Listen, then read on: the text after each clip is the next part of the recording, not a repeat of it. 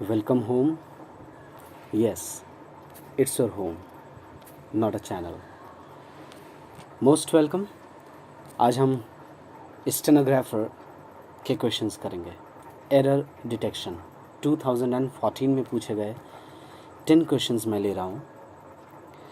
अच्छा लगेगा और आप बहुत सीखेंगे.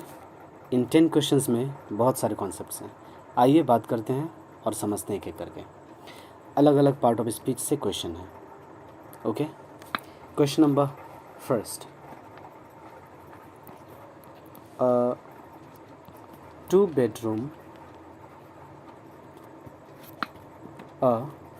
Bedroom flat. आज अगर मैं इसमें ABCD ना लिखूं तो भी ठीक है. मैं नॉर्मल सेंटेंसेस लेता हूं और आपको दिखाता हूं कि कैसे हमें एरर डिटेक्ट करना है, कैसे समझना है और आंसर क्या होगा. चलिए बढ़ते हैं. With all furnitures is available for sale. हालांकि मैं एक बार सिर्फ याद दिला देता हूँ कहाँ कहाँ इसमें सेक्शंस हैं. फ्लैट के बाद ए है, फ्लैट के बाद यहाँ स्लैश है, फर्नीचर्स के बाद स्लैश है एक, और फिर लास्ट में सेल के बाद स्लैश, अंत वाला नो एरर. चलिए इसको बिना देरी के हम समझते हैं. अगर आप गौर करें तो लिखा हुआ ये सेंटेंस गलत है और क्वेश्चन भी गलत लिखा हुआ है पहले से ही. एक्चुअली यहाँ होना चाहिए था हाइफन. ओके, अ 2 बेडरूम फ्लैट. चूँकि ये 2 बेडरूम यहाँ से यहाँ तक एक एडजेक्टिव के जैसा काम कर सके और फ्लैट ये नाउन की तरह काम कर सके, ये हमें समझना होगा. खैर, हालांकि ये एरर नहीं है, इसमें था, हमने देख लिया और हमने इसको डिस्कस किया अभी. एक ये भी एरर था, लेकिन मेन क्वेश्चन यहाँ है आपका, इससे संबंधित क्वेश्चन. क्या फर्नीचर्स होगा? तो नहीं. आप गौर करें, कुछ ऐसे नाउन्स होते हैं जो हमेशा सिंगुलर होते हैं, ऑलवेज सिंगुलर. मैं उनकी कुछ लिस्ट लिखता हूँ आपके सामने, आप खुद ही समझ जाएंगे. Always singular, like furniture, advice, okay, music, luggage. ये सारे ही नाउन्स हमेशा सिंगुलर में इस्तेमाल होते हैं. ओके, बैगेज हैं तो बहुत, पोइट्री, सीनरी, आपको याद भी आ रहा होगा बहुत सारा, machinery and so on. So we cannot add S to these nouns. हम इनमें एस नहीं लगा सकते. फर्नीचर्स नहीं कह सकते आप एडवाइसेस नहीं कह सकते.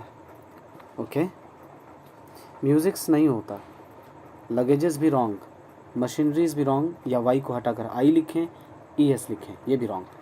सीनरीज भी नहीं होगा, वाई को हटाकर आई फिर अंत में ES भी जोड़ें, ये भी वेरिएंट रॉन्ग है. पोइट्रीज भी कुछ ऐसा रॉन्ग है, लाइक मैं ये कह रहा हूँ, ये सब रॉन्ग है. बैगेजेस नहीं होता. ओके, नहीं होता है मीन्स हटाना होगा, इन्हें मैं हटा देता हूँ. आप समझ रहे हैं? And these are correct. तो हमने फर्नीचर में एस नहीं लगाया, तो यहाँ फर्नीचर्स ये रॉन्ग है. इसलिए हमारा आंसर होगा अ 2 bedroom flat with all furniture is available for sale. Okay, question number 2 की तरफ हम बढ़ते हैं. मज़ा आया? अच्छा लग रहा है आपको? आप अपनी प्रतिक्रिया कमेंट्स में बता सकते हैं और आपकी प्रतिक्रिया के लिए हमें बहुत ही इंतज़ार होता है. अच्छा लगता है, उत्साह मिलता है. आइए क्वेश्चन देखते हैं. These tests show whether someone is having, whether someone is having an infection. I hope मैं यहाँ लिख सकूँ.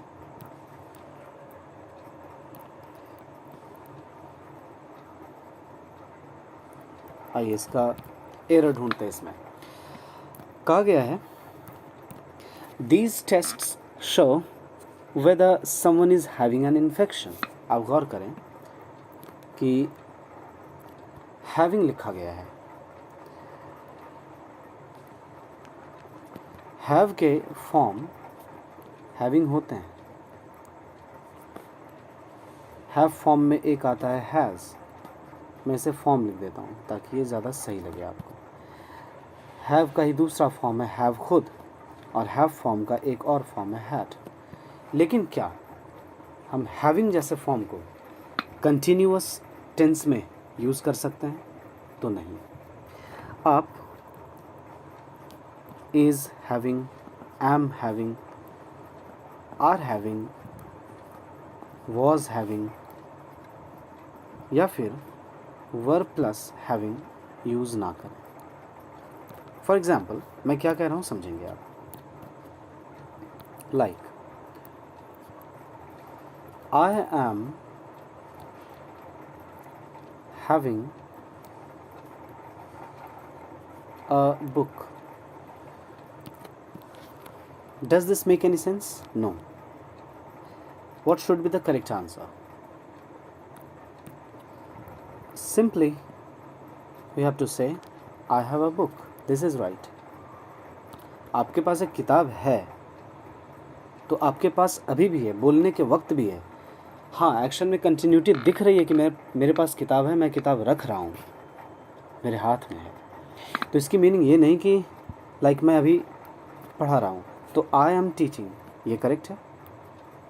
आई एम टीचिंग, ये करेक्ट है. बिकॉज बोलने के वक्त कुछ एक्शन हो रहा है और टीच वर्ड को हम कंटिन्यूअस टेंस में यूज़ कर सकते हैं, तो हमने किया. लेकिन मैं ऐसा नहीं कह सकता I am having a book. This sentence is wrong. I have a book. It's quite simple. Okay. Likewise फिर हम ऐसा नहीं कह सकते she is having a dress. This is wrong. We should say she has a dress. It's quite simple. She has a dress. उसके पास एक dress है. She is having a dress.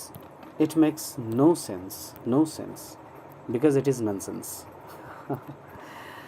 She is having a dress. This is wrong. तो हमने क्या कहा कि have से जब मीनिंग हमारे पास कुछ रखने की आती है तो इसके फॉर्म आप हैविंग और इससे पहले आप बी फॉर्म ना लिखें. This structure is wrong. So we have to write it. These tests show whether someone has an infection.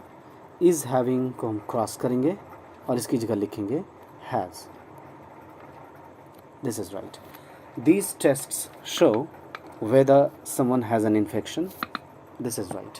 आइए नेक्स्ट क्वेश्चन की तरफ बढ़ते हैं. And our question is question number 3. I already had told. I already had told you. I already had told you about his deplorable condition. His deplorable condition. Okay. बड़ा अच्छा word आया है, एक deplorable आया है, इसे भी सीखते हैं. डिप्लोरेबल की मीनिंग है डिप्लोरेबल. माफ़ कीजिएगा, ज़बान लड़खड़ाती है कभी कभी. डिप्लोरेबल की मीनिंग है चिंतनीय, निंदनीय. Okay. Means unacceptable, unacceptable condition. Okay. जिसके लिए आप डिसअप्रूवल दिखाते हैं. आप बर्दाश्त नहीं करते, आप उसे अप्रूव नहीं करते, इस तरह की कंडीशन। तो क्वेश्चन कहा गया है, आइए क्वेश्चन की तरफ बढ़ते हैं। आई ऑलरेडी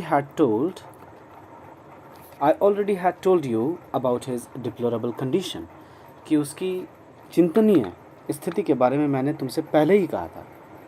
ओके और डिप्लोरेबल कंडीशन की एक और मीनिंग होती है कि किसी इंसान का आचरण ठीक ना होना। इस कंडीशन में भी हम डिप्लोरेबल का इस्तेमाल करते हैं। लेकिन आप गौर करें, हैड हेल्पिंग वर्ब है, टोल्ड मेन वर्ब है, और हेल्पिंग वर्ब और मेन वर्ब के बीच में एडवर्ब को इस्तेमाल होना चाहिए, एडवर्ब यूज़ होता है। तो हमें यहाँ आंसर के तौर पर क्या करना चाहिए? Very good. आई ऑलरेडी, मैं भी रॉन्ग लिखने लगा। I had already told you, ये होगा स्टाइल, बिकॉज हमने हेल्पिंग वर्ब लिया, हमने मेन वर्ब लिया, और इन दोनों के बीच में हमने एडवर्ब लिखा। ये सही तरीका है, क्योंकि एक एडवर्ब हेल्पिंग वर्ब और मेन वर्ब के बीच में आता है। जनरली मैं कह रहा हूँ, ऐसे ही स्ट्रक्चर आता है। तो हमें अब लिखना चाहिए, I had already told you about his deplorable condition. Okay, now this is right. Question number 4 की तरफ बढ़ते हैं। आई होप आपको अच्छा लग रहा है। चैनल की जिम्मेदारी आपकी है। ये चैनल ही नहीं बल्कि आपका घर है। आप यहाँ सीखते हैं, आप यहाँ अच्छा महसूस करते हैं, और कोई इंसान अपने घर में ही अच्छा महसूस करता है। सब्सक्राइब करें, अच्छे स्टूडेंट्स तक पहुँचाएँ इसे, जो सच में सीरियसली अच्छे तरीके से इंग्लिश सीखना चाहते हैं। सिर्फ रूल ही नहीं बल्कि कॉन्सेप्ट समझना चाहते हैं। कॉन्सेप्ट मीन्स समझ होती है, समझ ज़रूरी है। भेजें इसे, अच्छे लड़कों तक, अच्छे बच्चों तक पहुँचाएँ। आपसे बस यही गुजारिश है। आइए क्वेश्चन नंबर 4 की तरफ बढ़ते हैं। रजत्स हाउस, ये सारे स्टेनोग्राफर के क्वेश्चन हैं, ध्यान रखिएगा। 2014 रजत्स ब्रदर लिखा है क्वेश्चन में, ध्यान नहीं रहा। एज वेल एज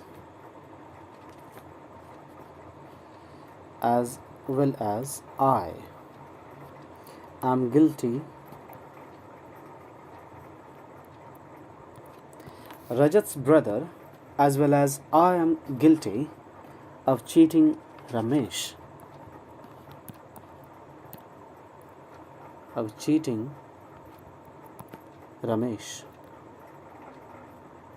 आसान क्वेश्चन है। अगर आपने रूल पढ़ा है, आपको थोड़ा भी अगर एज वेल एज का कॉन्सेप्ट पता है, तो आप इसे आराम से बना सकते हैं। Rajat's brother as well as I am guilty of cheating Ramesh. रजत का भाई और साथ ही साथ मैं भी दोषी हूँ रमेश को धोखा देने के लिए, रमेश को बेवकूफ़ बनाने के लिए। तो आप गौर करें, लिखा हुआ है एज वेल एज। आपको मैं कॉन्सेप्ट बताता हूँ कि कभी भी अगर एज वेल एज आपको सेंटेंस में मिल जाए और एज वेल एज के पहले भी एक सब्जेक्ट लिखा हो, सब्जेक्ट नंबर फर्स्ट, चलिए मैं इसे कहता हूँ, और एज वेल एज के बाद भी अगर सब्जेक्ट एक लिखा हो, या नाउन इसे कह लें, प्रोनाउन कह लें, जो समझें आप, तो अगला वर्ब जो आएगा वो निश्चित तौर पर सब्जेक्ट नंबर फर्स्ट के मुताबिक आएगा। ये है रूल, आपने समझा? तो आप गौर करें, यहाँ एज वेल एज के पहले रजत्स ब्रदर लिखा है।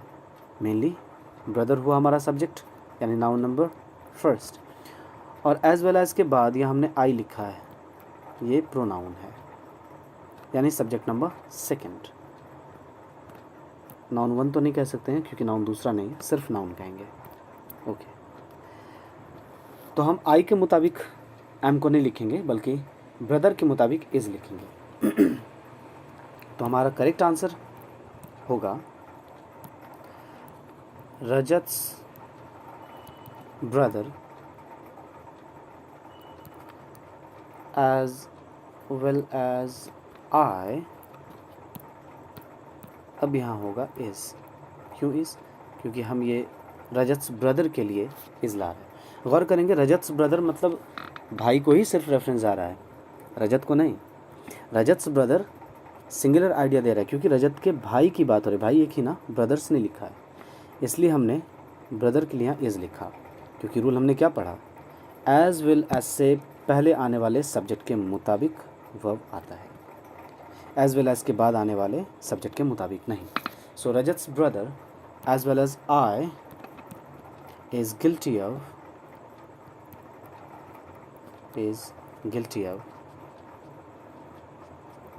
Cheating Ramesh. Now this is right. Question number आइए 5th की तरफ बढ़ते हैं। Question number 5th, taking regular exercise. अच्छा क्वेश्चन है, जेरेंड से संबंधित question. Taking regular exercise are good for health, are good for health. Quite simple question and a cute question. आज का क्यूट वर्ड बड़ा फेमस है ना। खैर आइए इसे समझते हैं। Taking regular exercise are good for health. मैं पहले कुछ सेंटेंस आपके लिए लिखना चाहता हूँ, तब आप इसे समझेंगे। Smoking are injurious to health. अब ध्यान रखें, इंजूरियस के बाद प्रीपोजिशन टू आता है और गुड फॉर समथिंग होता है। Injurious to something, good for something, ये अपनी अपनी डिसिप्लिन है, वर्ड्स की अपनी डिसिप्लिन है, ये वर्ड्स की अपनी खूबसूरती है। ओके, बट क्या स्मोकिंग के बाद आर होना चाहिए? स्मोकिंग तो एक ही सब्जेक्ट है क्योंकि ये वर्ब से पहले आया है, सब्जेक्ट कहलाएगा, और आईएनजी वाला फॉर्म है। ध्यान रहे, स्मोक वर्ड सबसे पहले अपने आप में वर्ब है और वर्ब का 4th फॉर्म स्मोकिंग है।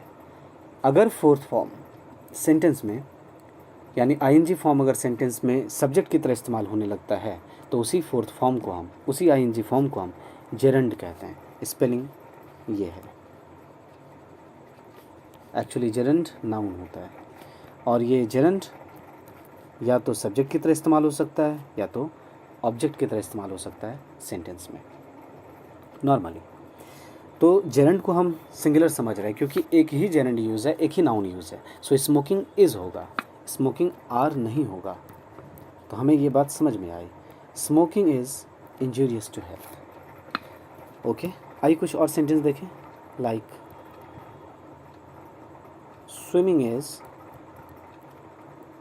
Swimming is an art. क्या आप यहाँ इसे आर कह पाएंगे? Swimming are an art? Wrong, swimming is an art because swimming एक जेरंड है, सिंगुलर नाउन है, सिंगुलर नाउन के साथ हम इज़ लगाते हैं। मामला आप समझ चुके होंगे। आइए बात चलता है। आप रेगुलर एक्सरसाइज को थोड़ी देर के लिए दिमाग से हटा दें। आप समझ लें कि रेगुलर एक्सरसाइज वर्ड नहीं लिखा है, मैं सिंपली कहता हूँ टेकिंग। तो टेकिंग इज़ या taking are? Yes, taking is, because एक सिंगल जेरंड लिखा हुआ है, सिंगुलर नाउन की तरह एक्ट कर रहा है और सिंगुलर नाउन के साथ हम इज़ लगाते हैं, इसलिए हम कहेंगे taking is good for health. लेकिन टेकिंग ट्रांजिटिव वर्ब है, सकर्मक क्रिया है, इसे एक कर्म चाहिए, क्योंकि जैसे आप टेक बोलेंगे तो आखिर क्वेश्चन उठेगा, क्या करना, क्या लेना अच्छा है स्वास्थ्य के लिए। तो एक्सरसाइज रेगुलर करना, एक्सरसाइज रेगुलर लेना, ये हितकर है, ये अच्छा है, बेहतर है स्वास्थ्य के लिए। तो इसलिए आपको जवाब देना होगा, क्योंकि टेकिंग एक ट्रांजिटिव वर्ब है और ट्रांजिटिव वर्ब को एक ऑब्जेक्ट लगता है। तो यहाँ पर हमने टेकिंग के लिए लिखा है regular exercise. So taking regular exercise is good for health. Actually यहाँ पर इज़ जो आ रहा है ये टेकिंग के लिए आ रहा है, ध्यान रखें आप। इतने सारे शब्दों को देखकर आप हड़बड़ा ना जाएं। टेकिंग रेगुलर एक्सरसाइज लगेगा कि 3 वर्ड्स हैं यहाँ, और इसके लिए हमको आर ही लगाना चाहिए। वर्ड्स से मतलब नहीं है, बल्कि एक्चुअल रियल सब्जेक्ट से मतलब है। And the real subject of this sentence is taking, the actual subject of this sentence is taking, and we should use here a singular verb that is is. आइए next question की तरफ बढ़ते हैं। Question number 6। 10 question हैं, ज़्यादा नहीं। Okay, the latter part, बहुत अच्छा क्वेश्चन है, एडजेक्टिव से संबंधित question. The latter part of Gandhi's life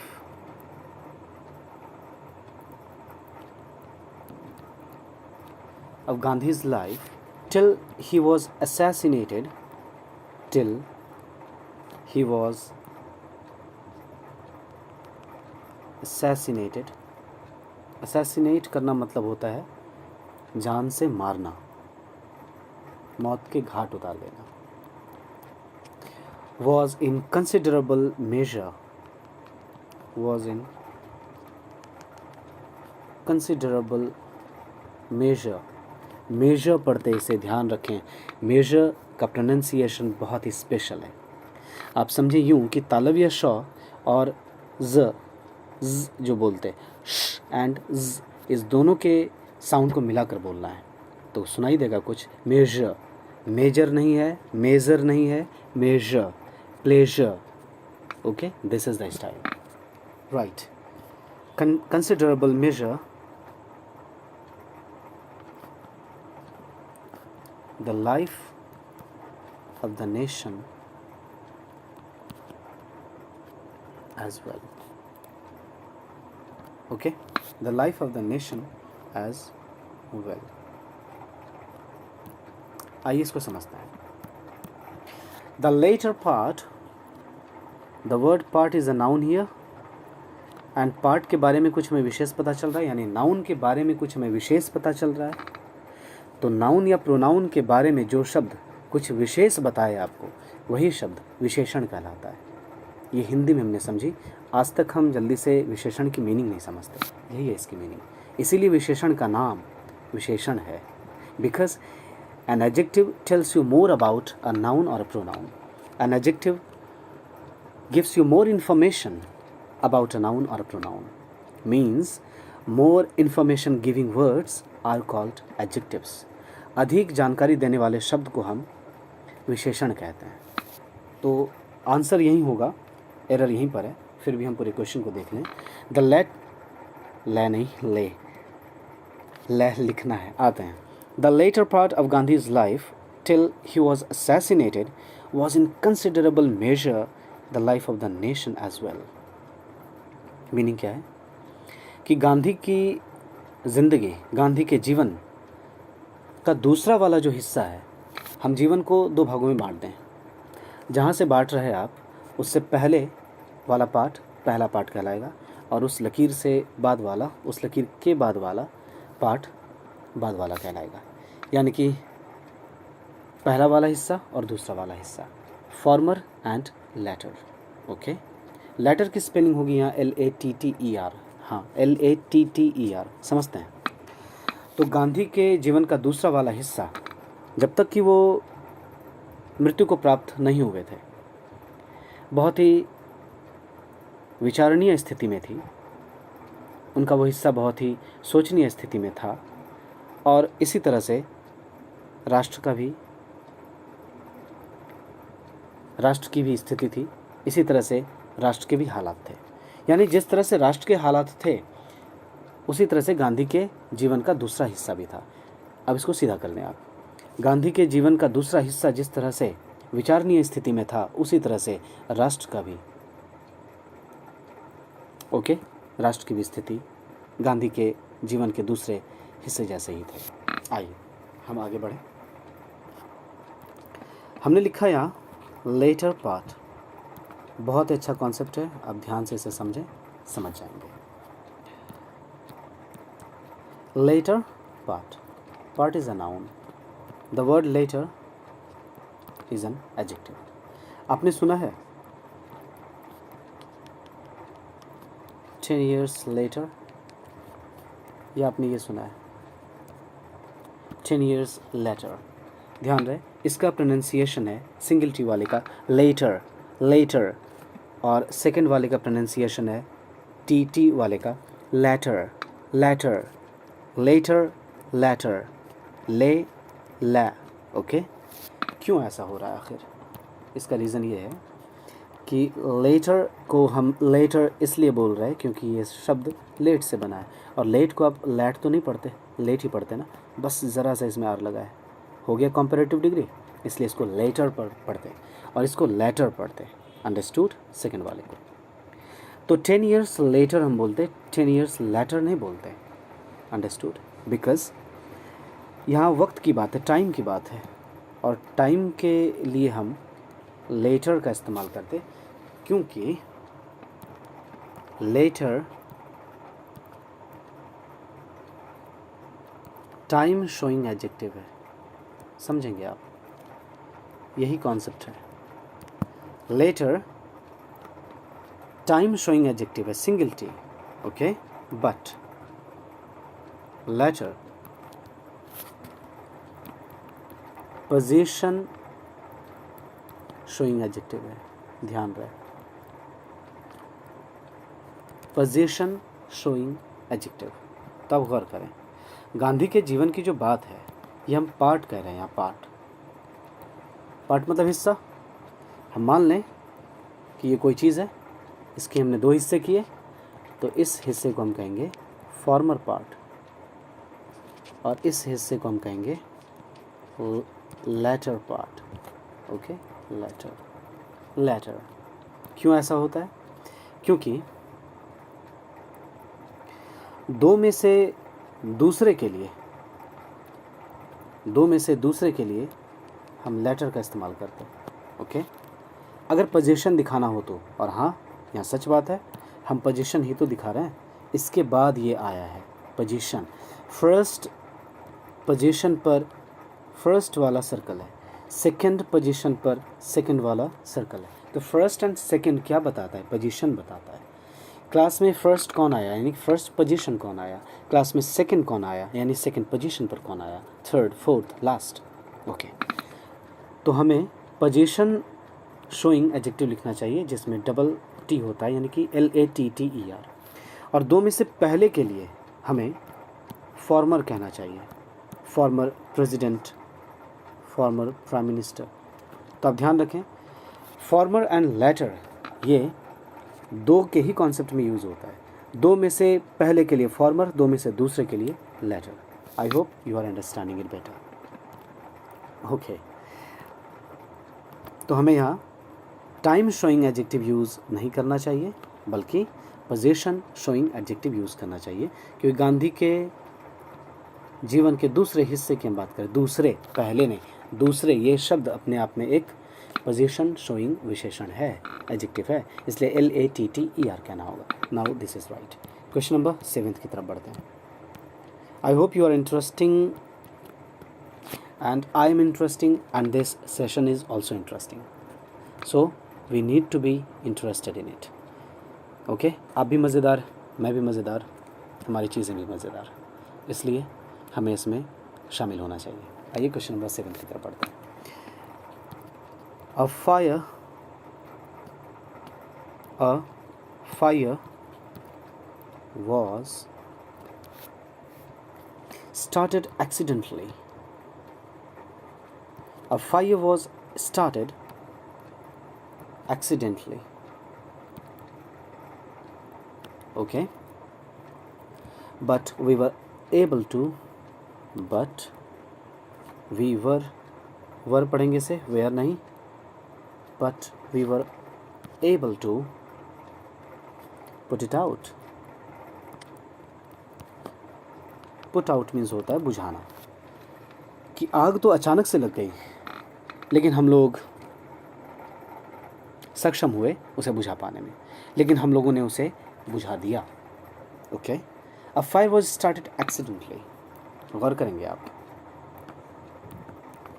was started, B form के बाद अगर वर्ब आ जाए V3, ध्यान रखें, तो ये स्ट्रक्चर पैसिव स्ट्रक्चर कहलाता है। कैसा स्ट्रक्चर? Passive structure. और यहाँ आग लगाई नहीं गई है बल्कि आग खुद से लग गई है, यानी फायर ही यहाँ पर सब्जेक्ट है और सब्जेक्ट ही यहाँ पर एक्टिव है, यानी एक्टर ही एक्टिव है।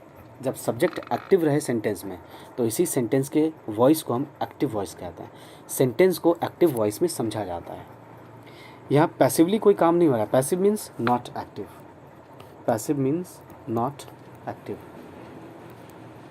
आग ही तो यहाँ एक्टिव है, आग खुद से लगी है अचानक, किसी ने लगाया नहीं है, यानी आग को लगाने का काम किया नहीं गया है, यानी इसे हम पैसिव में नहीं लिख सकते। तो सिंपली हमें लिखना होगा अ फायर स्टार्टेड। सिंपली कहें आप, a fire started accidentally but we were able to put it out. अचानक से आग लग गई लेकिन हम लोगों ने उसे बुझा लिया, हम लोगों ने उसे बुझाने में सक्षमता हासिल की, हम लोग उसे बुझाने में सक्षम हुए, जैसा भी कहें आप। क्वेश्चन नंबर 8 की तरफ बढ़ते हैं। आइए number 8। Again this is a very good question. Scarcely, scarcely का कॉन्सेप्ट है। Scarcely he had gone a few steps।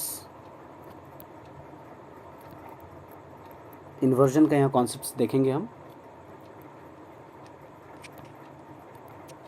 When his brother called him back, when his brother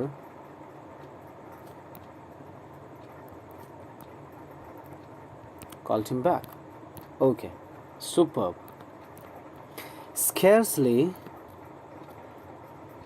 he had gone a few steps when his brother called him back। कि मुश्किल से ही वो कुछ सीढ़ियाँ उतरा होगा कि उसके भाई ने उसे तुरंत बुला लिया। स्केर्सली की मीनिंग होती है मुश्किल से। यहाँ हार्डली भी आप यूज़ कर सकते थे, ओके, रेयरली भी यूज़ कर सकते थे, लेकिन स्केर्सली हमने यूज़ किया है। और स्केर्सली के केस में, आइए इसे मैं मिटाता हूँ। आप देखें यहाँ सब्जेक्ट पहले लिखा गया है, वर्ब बाद में लिखा गया है, तो आप ध्यान रखें हार्डली या स्केर्सली आ जाए आपके पास या रेयरली आ जाए, तो इनके बाद हम कभी भी सब्जेक्ट पहले नहीं लिखते बल्कि वर्ब लिखते, उसके बाद हम सब्जेक्ट लिखते हैं। ओके, तो यहाँ हमें सुधार करना चाहिए। क्या? The answer is scarcely had he gone, scarcely had he gone a few steps, ऐसा कहेंगे। had हमने पहले का, verb पहले का, उसके बाद हमने ही का, सब्जेक्ट बाद में का, क्योंकि यही रूल है हमारे पास, हमने देख लिया। ओके, इस चीज़ को हम कहते हैं इन्वर्जन। अब आप समझें कि इन्वर्जन हम इसे क्यों कह रहे हैं, ये क्या है। अब गौर करें, सब्जेक्ट लिखा है और इसके बाद हमने वर्ब लिखा है। वर्ड है हमारे पास इन्वर्ट। इन्वर्ट मतलब क्या होता है? उलट देना, पलट देना, चेंज कर देना। अब इसे मैं इरेज करता हूँ और इसे मैं लिखता हूँ नाउन के फॉर्म में, इन्वर्जन। तो इन्वर्जन की मीनिंग क्या हुई? उलट देने की प्रक्रिया, बदल देने की प्रक्रिया। ओके, तो इन्वर्जन का यहाँ कॉन्सेप्ट है। इन्वर्जन की मीनिंग क्या है कि वर्ब को हमने सब्जेक्ट की जगह पर ले आया और सब्जेक्ट को हमने वर्ब की जगह पर लाया। This is called inversion, because हमने इन्वर्ट कर दिया इधर से इधर, ऐसा कुछ। वर्ब को सब्जेक्ट की जगह, सब्जेक्ट को वर्ब की जगह, जैसा कि हमने किया। लिखा था ही हैड, लेकिन हमने लिखा हैड ही। खुद ही देख सकते हैं, हैड को हमने ही की जगह पर रखा और ही को हमने हैड की जगह पर रखा। Okay, so this technique is called inversion. तो स्कैर्सली, हार्डली, रेयरली जब भी आए तो हम इन्वर्जन को फॉलो करते, नॉर्मल सेंटेंस के स्ट्रक्चर को फॉलो नहीं करते। पहले वर्ब आएगा तब सब्जेक्ट आएगा। ओके, इन्वर्जन आप याद रखें। Question number 9। सब्सक्राइब नहीं करेंगे? मैं तो नहीं करूँगा आपके मोबाइल से सब्सक्राइब। प्लीज़ इसे शेयर करें, सब्सक्राइब करें और आप सीखते रहें। आपको और किन चीज़ों पर सीखना है आप प्लीज़ अपने कमेंट्स में लिखें, मैं ज़रूर बनाऊंगा। Question number 9th, again this is a very good question. Either और का कॉन्सेप्ट है। ईदर ही और his friends, either he or his friends is managing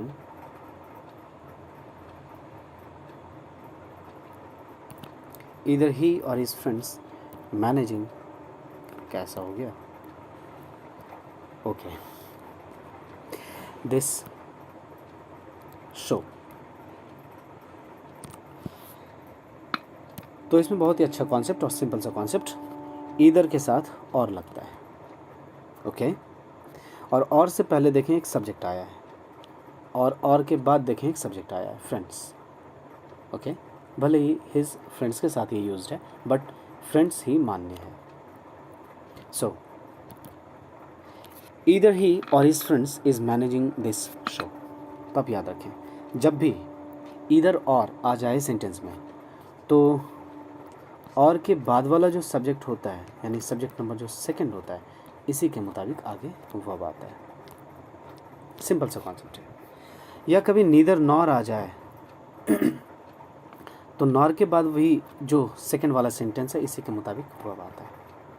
okay और आप ध्यान रखें ईदर को और लगता है और नीदर को नॉर लगता है। बीच में वर्ड्स होंगे, नीदर और नॉर के बीच में वर्ड्स होंगे। आप समझ रहे हैं? तो आप गौर करें, यहाँ लिखा है हिज फ्रेंड्स और के बाद हिज फ्रेंड्स आया। फ्रेंड्स एक प्लूरल नाउन है और प्लूरल नाउन के लिए हम इज़ नहीं लगाते बल्कि आर लगाते हैं। सिंपल सा कॉन्सेप्ट। सो ईदर ही और his friends are managing this show. या तो वह या तो उनके मित्र इस शो को, इस उत्सव को मैनेज कर रहे हैं, प्रबंधित कर रहे हैं। ओके आइए मैं कुछ इससे संबंधित इंटरेस्टिंग बात बताता हूँ आपको। अब गौर कीजिएगा, हमने लिखा ईदर, अच्छे से लिखता हूँ ईदर। ओके ईदर के साथ क्या लगता है? और। Very good. अब गौर करेंगे, ईदर के साथ जब हमने एन लगाया तो ये बन गया नीदर। ईदर के साथ क्या लगा था? और। लेकिन ईदर में हमने जैसे ही एन लगाया तो नीदर बना। आप ठीक उसी तरह से और के पहले भी एन लगा दें, ये नॉर बन जाएगा। इससे हमेशा आसानी होगी आपको याद रखने में ये बात कि ईदर के साथ और लगता है और नीदर के साथ नॉर लगता है। मैंने आपसे प्रॉमिस किया है ना कि बताऊंगा ही इतने अच्छे तरीके से, बताऊंगा ही ऐसा कि आपको हमेशा याद रहेगा। देखिए पढ़ने के तरीके मेन होते हैं। अगर आप ठीक से समझते हैं, ठीक से चीज़ों को समझते हैं, देखते हैं, तरीका अच्छा है और तरीका समझाता है तो आपको हमेशा याद रहेगा। क्या इससे पहले आपने ऐसा सोचा था? अगर नहीं तो प्लीज़ इस चीज़ के लिए आप कमेंट में ज़रूर लिखें। आइए आगे बढ़ते हैं। Question number 10th and it is the last question of this session. Stenographer का क्वेश्चन 2014 का। आज हम लोगों ने एरर डिटेक्शन सॉल्व किया। नो सूनर I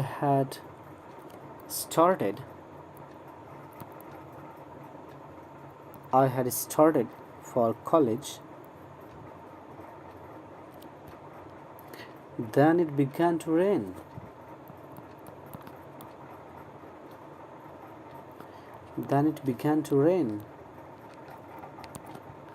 अच्छा क्वेश्चन है, इसे आप समझने की कोशिश करें। No sooner I had started for college than it began to rain.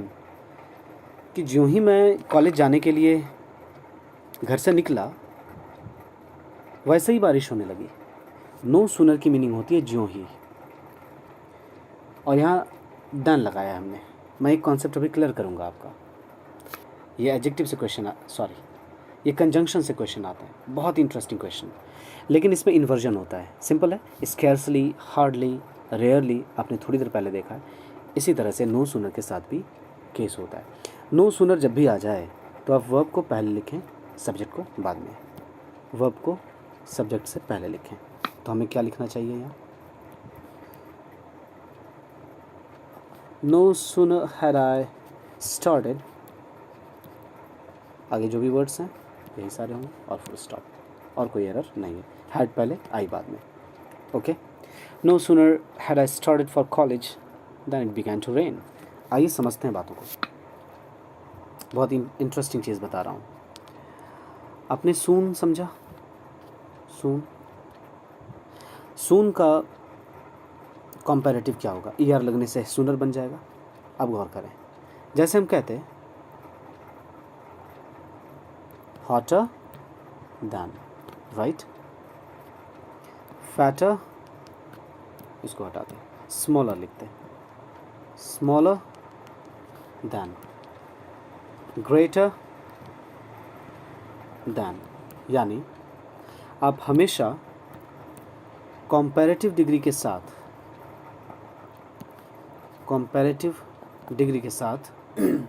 Then लगाते हैं, क्योंकि देन पहचान ही है कंपैरेटिव डिग्री का। देन हमेशा कंपैरेटिव डिग्री के बाद आता ही है। ओके, अगर नॉर्मल एडजेक्टिव के वो कंपैरेटिव डिग्री हैं तो कुछ एडजेक्टिव्स के बाद टू भी आते हैं। Okay, senior to, junior to, posterior to, ulterior to, prior to, preferable to. ध्यान रहे, कुछ ऐसे एडजेक्टिव्स भी हैं जिनके कंपैरेटिव डिग्री, कंपैरेटिव समझा जाता है, उन्हें कंसिडर किया जाता है, उनके बाद टू भी आते हैं, देन नहीं। तो अब गौर करें, यहाँ सूनर लिखा है ना, सूनर के साथ आपको क्या यूज़ करना चाहिए? देन, क्योंकि ये भी तो कंपैरेटिव डिग्री है। सून, सूनर। ओके, सूनर देन, और इसी के आगे हमने लिख दिया है नो। हो गया मामला ठीक? No sooner than. और आपको यहाँ क्वेश्चन पूछे जाते हैं व्हेन से, ये ध्यान रखें आप। इसके क्वेश्चन पूछे जाते हैं व्हेन से, कंफ्यूज कराया जाता है कि नो सूनर के बाद आपको व्हेन लगा दिया गया, लेकिन ये हमेशा गलत है। नो सूनर के बाद देन आता है, नो सूनर के साथ देन आता है। मैं फाइनली एक चीज़ बता रहा हूँ, आप ध्यान देना। No sooner takes than but, hardly, scarcely and rarely takes when, because ये नॉर्मल कंपैरेटिव एडजेक्टिव आप समझ लें, कंपैरेटिव डिग्री समझ लें, और कंपैरेटिव के बाद हम देन का इस्तेमाल करते, कुछ ऐसा समझ लें आप। और हार्डली, स्केर्सली एंड रेयरली ये हमें टाइम बताते हैं।